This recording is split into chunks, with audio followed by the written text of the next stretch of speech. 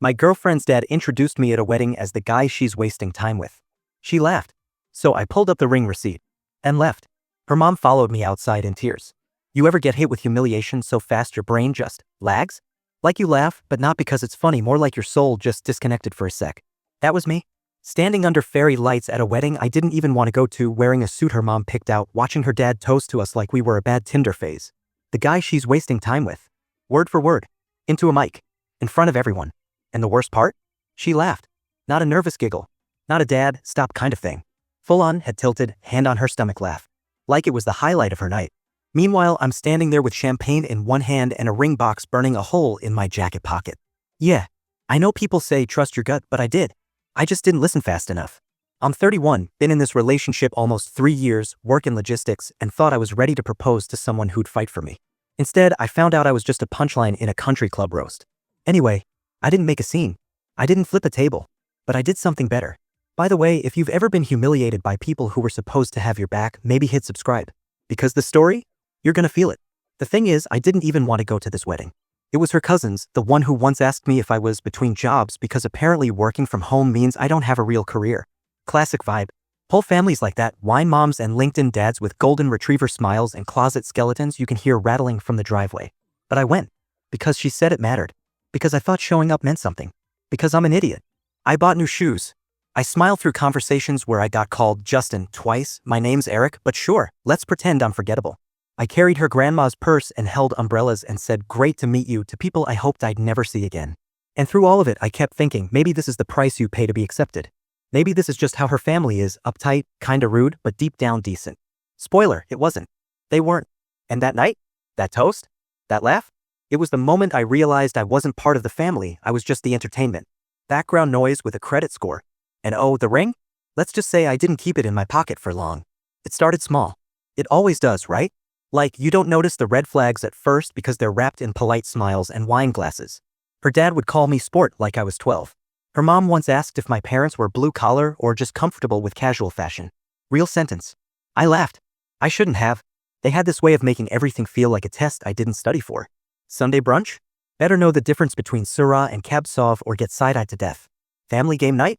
Every joke I made got a silence so thick you could butter toast with it. And somehow every conversation circled back to how amazing her ex was. Jake was always so good at trivia. Jake used to run half marathons. Jake had a golden retriever with a gluten allergy. Cool. Love that for Jake. But I played along. I smiled. I brought flowers. I helped her dad fix his stupid deck even though he talked to me like I was an unpaid intern. I figured, okay, maybe I'm just not their vibe yet. Give it time, right? Then came the wedding invite. And not just, hey, come with me, but the whole, they're excited to see you again line, like I was some kind of returning sitcom character. And I thought, maybe this is it. Maybe they finally get it. Maybe they see I'm serious about her. I had the ring in my sock drawer. I'd already picked the day. But no. What they saw was a prop. A background actor in their big rich people production. And me? I showed up thinking I was about to level up. I didn't know I was walking into my own roast. The wedding was in this ridiculous vineyard venue that looked like Pinterest threw up and charged $5 grand per chair. Everyone was in pastels and pearls, sipping $18 cocktails and talking like their voices were made of silk. I showed up with a gift, held doors, made small talk with some guy who literally used the phrase generational wealth in a sentence, unironically, and tried not to look like I wanted to bite through my own tongue. Her dad greeted me with that same clap on the shoulder move he always did, like I was his daughter's soccer coach or something. Glad you made it, champ. Bro, I pay my own rent. I got promoted last month. Don't champ me like I'm still waiting to hit puberty. But again, I let it slide. Because this was her family. And I loved her. And somewhere deep down I still thought maybe I could win them over.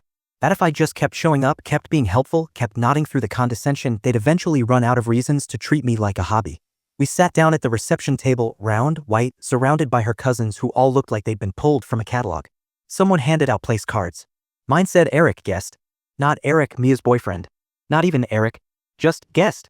Like I was someone's +1 that snuck in for the shrimp cocktail. And then came the toast. Oh man, that toast? Her dad clinked his glass, raised it high, and said, and here's to Mia, so smart, so beautiful, and clearly still figuring things out. Then he looked directly at me and said, like the guy she's wasting time with. Laughter. From the whole damn table. Even the DJ chuckled. And her? She laughed the loudest. Not a stunned, nervous laugh. Not a dad, what the hell moment. Just pure, unfiltered amusement. Like it was the most relatable joke ever. And right there, mid-toast, in a room full of strangers and champagne, I realized I wasn't her partner. I was her project. Her placeholder. The guy she brought around because it made her feel grounded or edgy or whatever rich girls call slumming it these days. I didn't even feel embarrassed. Not at first. Just cold. Like all the blood left my face and went to go find someone with self-respect. I didn't say anything. Just nodded, took a sip of my drink, and stared at the tiny lemon wedge floating in it like maybe it had advice for me.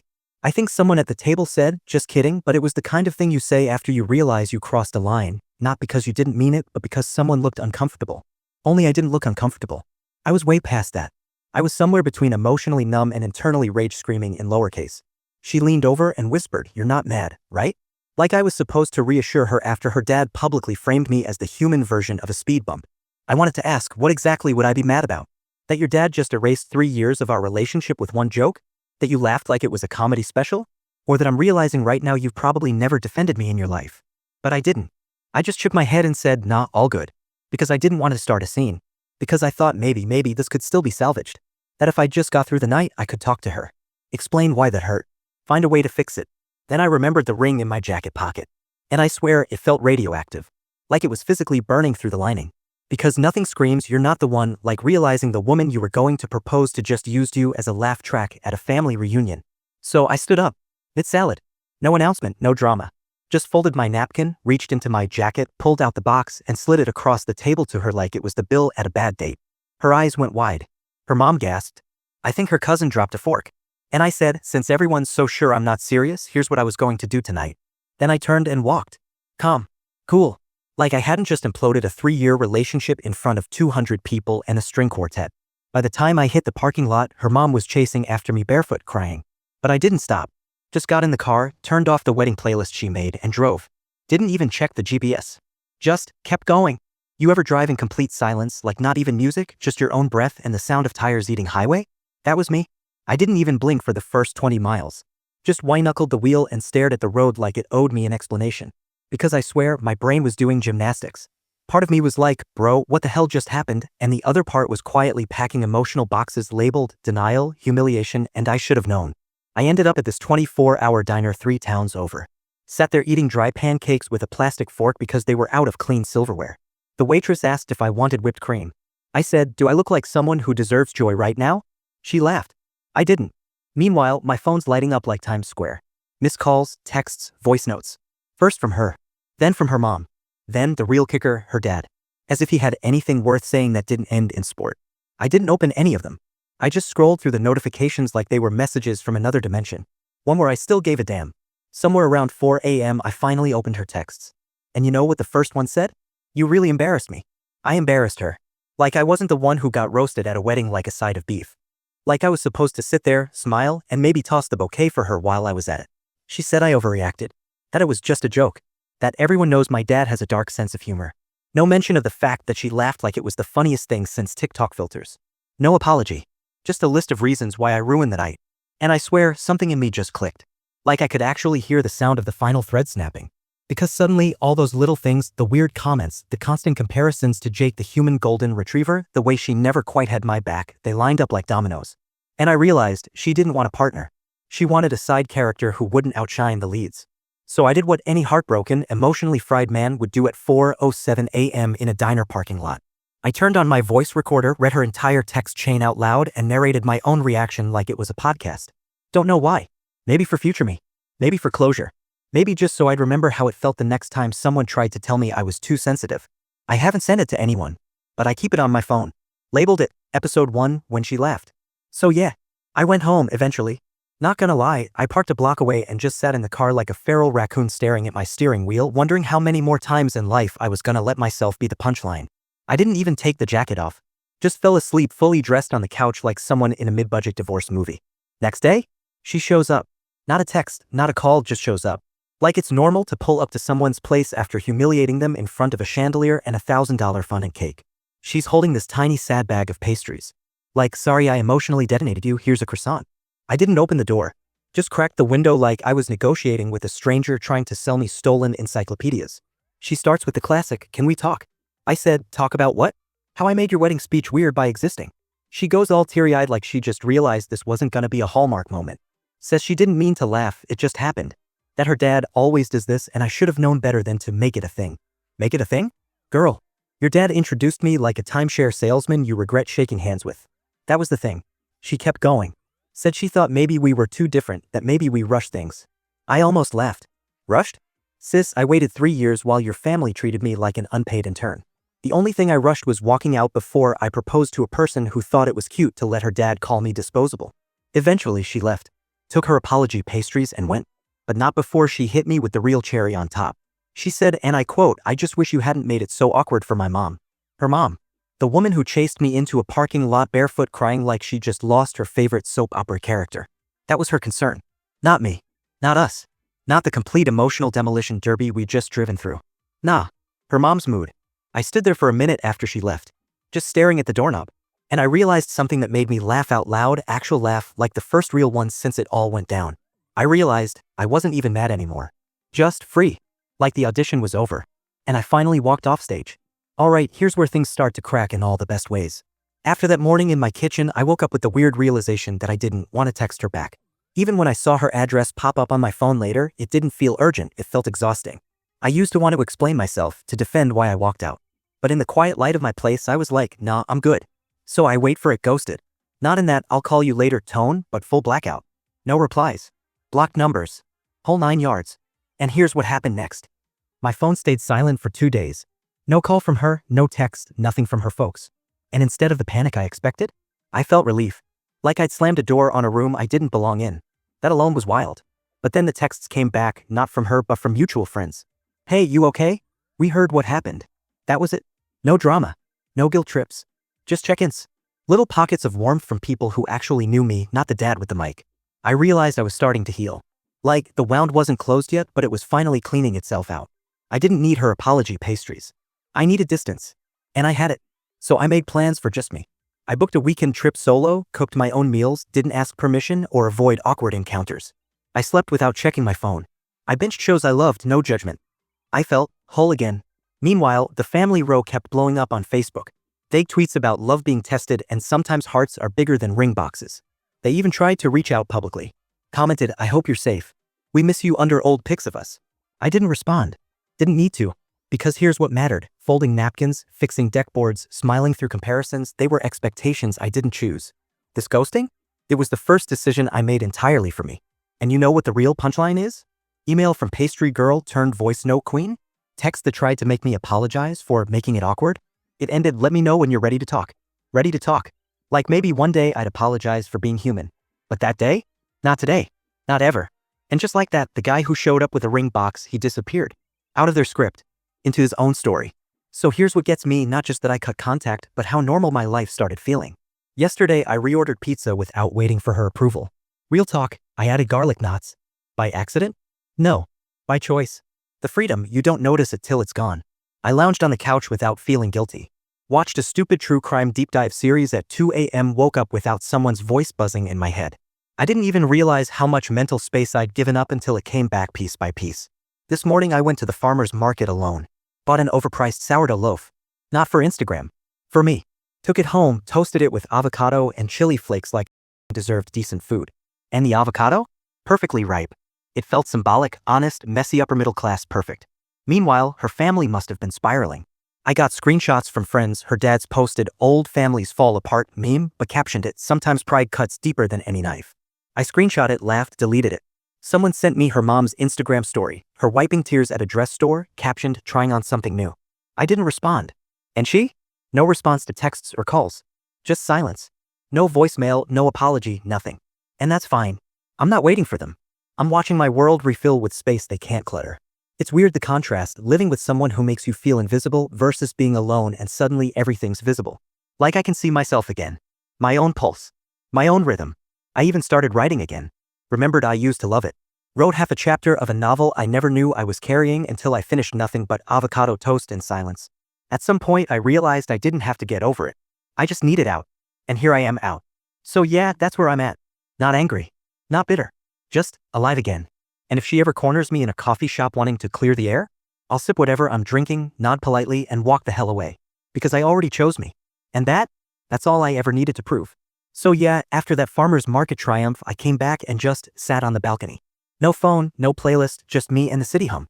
It hit me how loud peace actually sounds. It's weird, right? Like everything slowed down enough that I could finally hear myself think without her voice seasoning my thoughts. That night I made spaghetti from scratch, real stuff, not the box variety. Threw in garlic, fresh basil, a splash of wine because why not? Ate it off my lap in the living room while half watching a comedy special. No need to impress anyone. No judgment. Just floss and go to bed.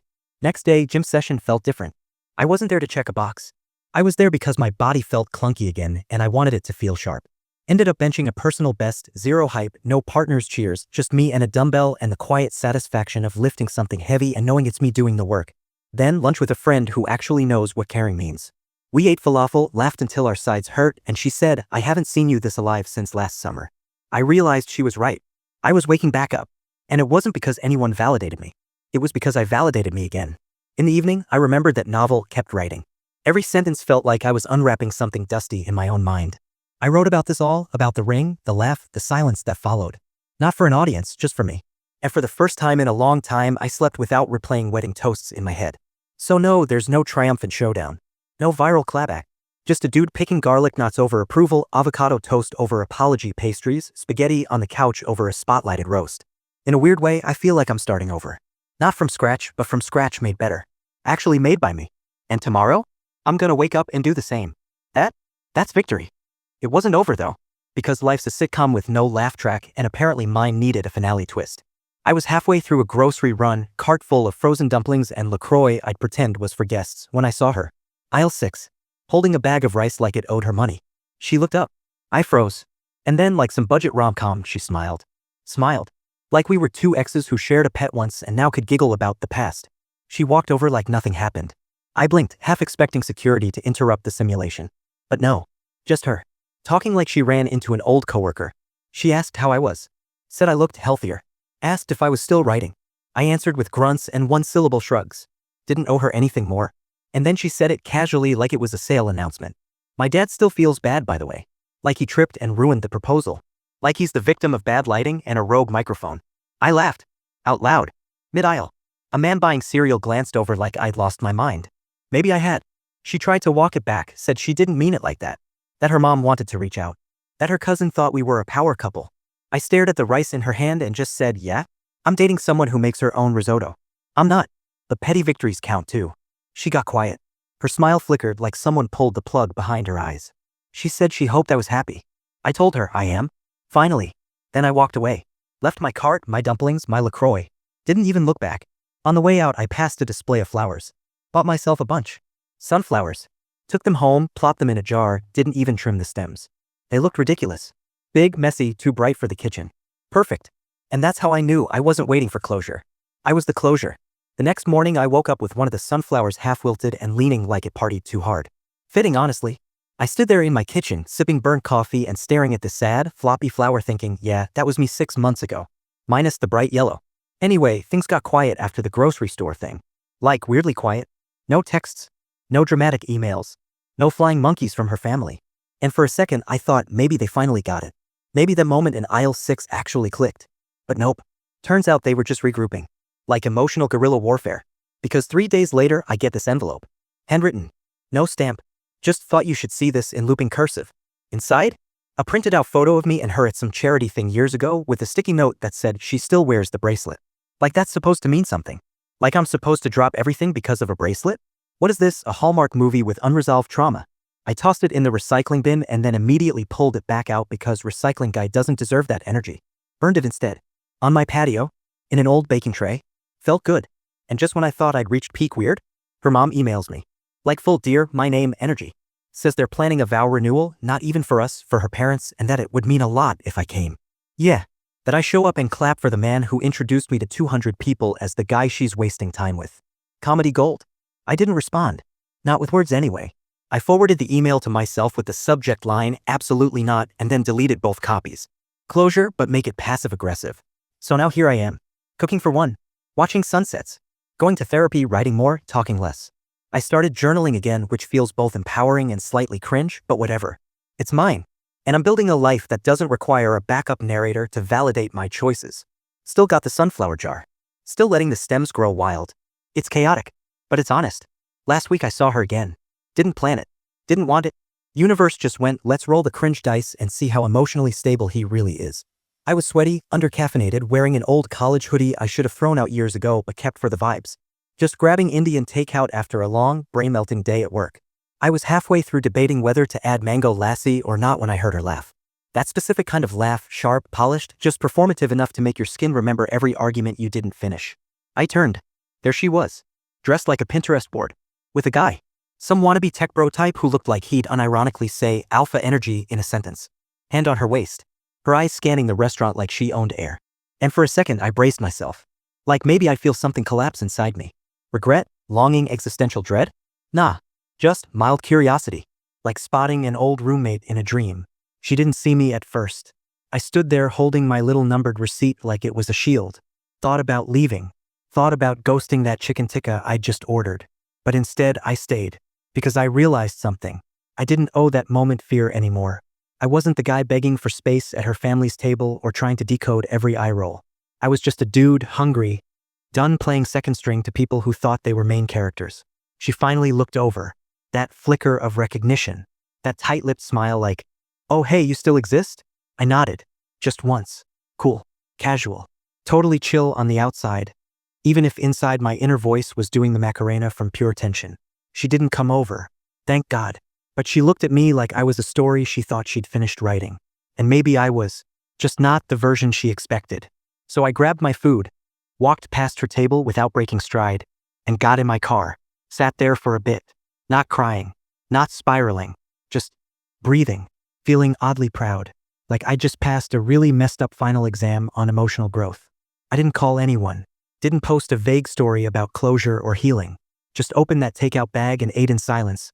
Window cracked. Some weird acoustic playlist playing in the background. And yeah, that's how it ends. Not with revenge. Not with some viral TikTok-worthy confrontation. Just me in my car, dipping garlic naan into sauce that tasted like peace. Watching traffic roll by. Letting her be someone else's problem. If she ever tries to come back, to catch up, or reconnect, or whatever sanitized term people use when they want back in your head rent-free, I won't answer. Not out of spite, but because I've got a whole life now, with soft clothes, weird playlists, overpriced bread, and no one rolling their eyes when I speak. I already said goodbye, not in words, in choosing myself, every single damn day.